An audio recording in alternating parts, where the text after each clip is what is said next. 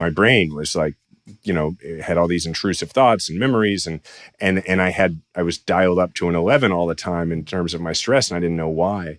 And so that affected my family greatly. But then my wife, I was no I was no fun to live with during that period.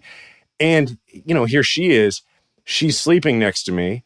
I'm waking up in the middle of the night with these violent night terrors. She's having to be like my service dog, where because I was having sleep paralysis, she could hear when I was grunting to like alert her that my brain had woken up from this nightmare, but my body hadn't. And I had this thing where sleep paralysis gave me this like hallucination that the threat that was in the dream was now in the room coming at me, or eventually coming at my family, is how those dreams developed or evolved. And so she knew like she had to sleep really light because she had to turn and like shake me and wake me up, like wake up my body.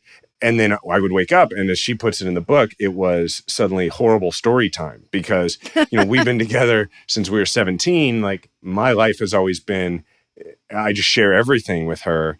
And so I would tell her about this nightmare that I just had. And oftentimes it was somebody came to hurt her and our son.